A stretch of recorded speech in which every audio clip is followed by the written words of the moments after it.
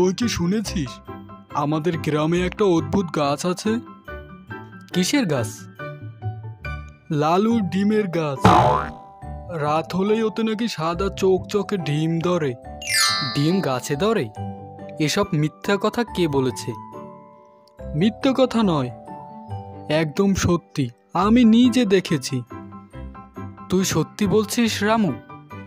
হ্যাঁ, রাত হলেই লালু ভূত এসে ডিম পাহারা দেয়। তবে তো বিষয়টা ভেবে দেখতে হচ্ছে। চল মোহনলাল, বৃদ্ধ মশাইয়ের বাড়ি যাই। তিনি গ্রাম সম্পর্কে অনেক কিছুই জানেন। হ্যাঁ, ঠিক বলেছিস। চল বৃদ্ধ মশাইয়ের বাড়ি যাই, তিনি এই গ্রাম সম্পর্কে অনেক কিছুই জানেন।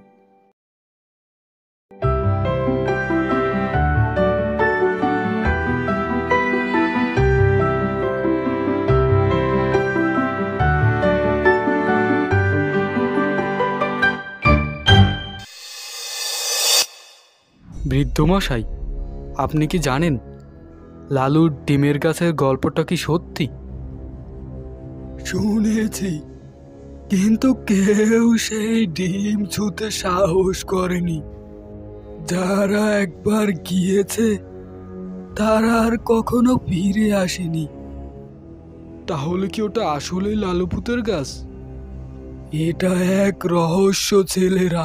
যদি সত্যি জানতে চাও তাহলে রাতের অন্ধকারে সেখানে যেতে হবে।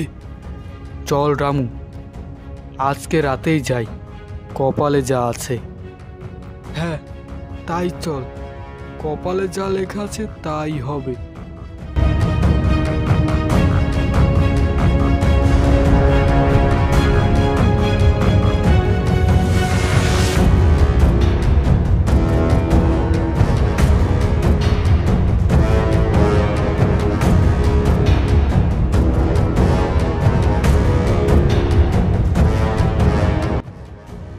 মোহনলাল, ওই দেখ দেখ, গাছে কি জানি দেখা যাচ্ছে, চকচক করে আবার জ্বলছেও। এটাই হবে ডিমের গাছ। হ্যাঁ, দেখে তো তাই মনে হচ্ছে। চল আরেকটু সামনে গিয়ে দেখি।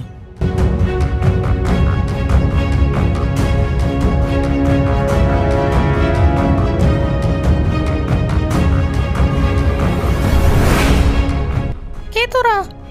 এখানে তো কেউ আসে না, অনেক বছর হয়ে গেল। আমি তোদের এই অপেক্ষায় ছিলাম। আমরা জানতে চাই এই গাছের রহস্য কি, আর তুমি আমাদের জন্য অপেক্ষা করছো কেন? দেখ, আমি তোদের মতোই এক সময় মানুষ ছিলাম, কিন্তু এক ডাইনির অভিশাপে আমি এরকম লাল ভূতে পরিণত হয়ে গেছি এবং এই ডিম গাছ পাহারা দিচ্ছি। আমার তোদের সাহায্য দরকার। তোরা কি আমায় সাহায্য করবি? হ্যাঁ, অবশ্যই সাহায্য করব, কিন্তু তুমি কিভাবে ডাইনির অভিশাপে ভূত হয়ে গেলে? অনেক অনেক বছর আগে আমি ছিলাম এক কাঠুরে। প্রতিদিন এই বনে গাছ কাটতাম, তারপর সেগুলো বাজারে বিক্রি করতাম। কিন্তু একদিন আমি এক এমন গাছের সন্ধান পাই যা কখনোই কাটা উচিত হয়নি।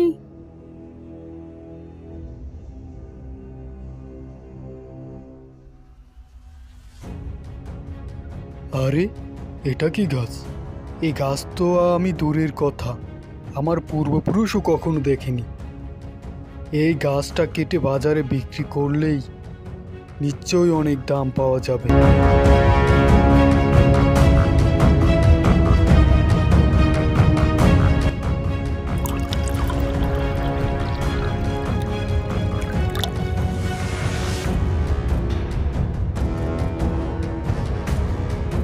কে রে মুখ পোড়া? কোন সাহসে তুই আমার গায়ে কুড়াল দিয়ে আঘাত করলি? আমি 1000 বছর ধরে এই গাছের ভিতর ঘুমাচ্ছিলাম, তুই আমার ঘুম নষ্ট করে দিয়েছিস আর আমার গা থেকে রক্ত চড়িয়েছিস। তোকে আমি ছাড়বো না। দেখো, আমি এক গরিব সাধারণ কাঠুরে। আমি ইচ্ছে করে তোমাকে কষ্ট দিতে চাইনি। তুমি আমাকে ক্ষমা করে দাও। তোর পাপের কোনোদিন ক্ষমা হবে না। তবে তুই যেহেতু বলেছিস ইচ্ছা করে করিসনি, তাই আমি তোকে প্রাণে মারবো না। শোন, আমি তোকে অভিশাপ দিচ্ছি। এই যে ঘাসটা দেখছিস, এই গাছটা একটা ডিম গাছে পরিণত হবে, আর এই ডিম গাছ তুই সারা জীবন পাহারা দিবি। আমি চললাম, আমি চললাম।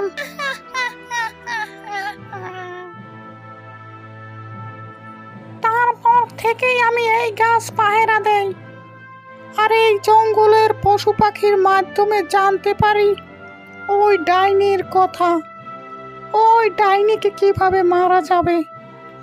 সবই ঠিক আছে, কিন্তু আমরা এই ডাইনিকে পাবো কোথায়? এই যে ডিম গাছ দেখছিস, প্রত্যেক রাতেই এই ডিম গাছ বড় হয়। এই ডিম যদি ডাইনির গায়ে ছুঁড়ে মারা যায়, তবে সেই এক মুহূর্তেই একটা কলসিতে পরিণত হবে, আর সেই কলসের পানি দিয়ে গোসল করলেই আমি এই অভিশাপ থেকে মুক্তি পাবো।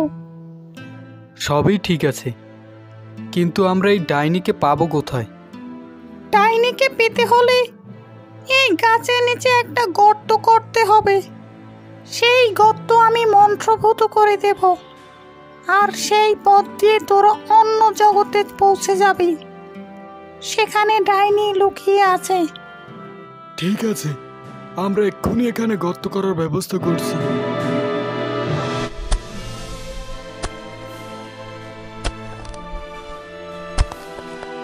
প্রস্তুত হও। গর্তে নামলেই তোমরা অন্য জগতে চলে যাবে। তবে সাবধান বন্ধুরা, সেখানে গিয়ে কোনো লোভ করা যাবে না। লোভ করলেই তোরা ধ্বংস হয়ে যাবি। আমরা প্রস্তুত, তুমি আমাদেরকে ডিম দাও। বেশ, ঠিক আছে। এই নাও ডিম দুটি, সাবধানে রেখো কিন্তু।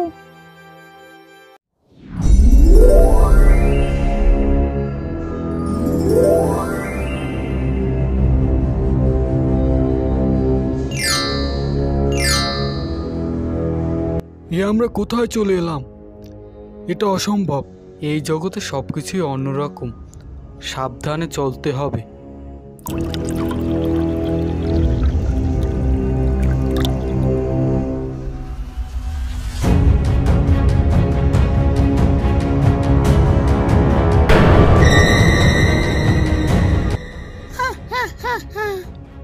এতদিন পরে কেউ আমার সামনাসামনি এলো।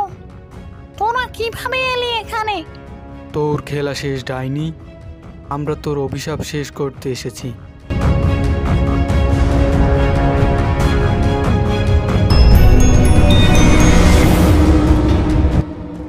মোহনলাল, তুই তাড়াতাড়ি কিছু একটা কর, নাইলে কিন্তু আমরা আর বেঁচে ফিরতে পারবো না। তোর শেষ সময় এসে গেছে ডাইনি।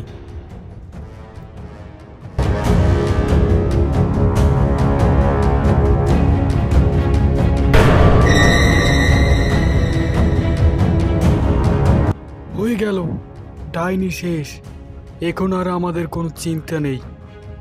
হ্যাঁ, এটা শেষ, কিন্তু কাজ এখনো বাকি আছে। চল লালু ভূতের কাছে যাই।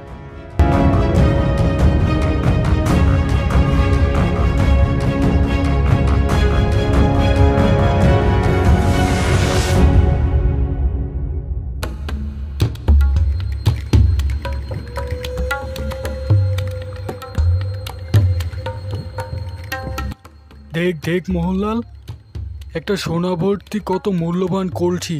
এত সোনা তো আমরা স্বপ্নেও ভাবিনি। সতর্ক থাক রামু, এটা হয়তো কোনো ফাঁদ। তুই যাই বল ভাই, এই সোনাগুলো নিয়ে গেলে আমাদের আর দুঃখ থাকবে না। আমি এগুলো নেবই নিব।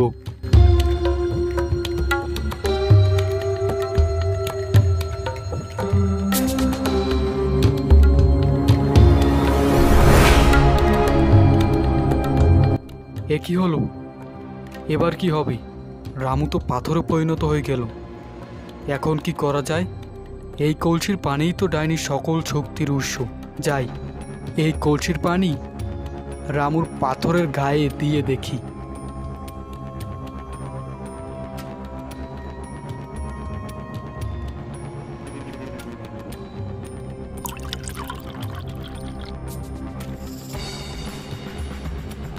তুই আমাকে আবার জীবন দিলি।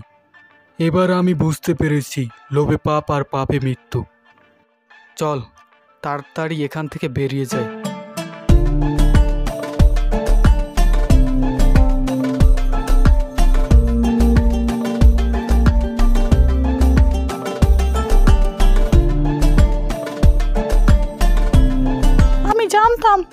আমি জানতাম তোমরা পারবে।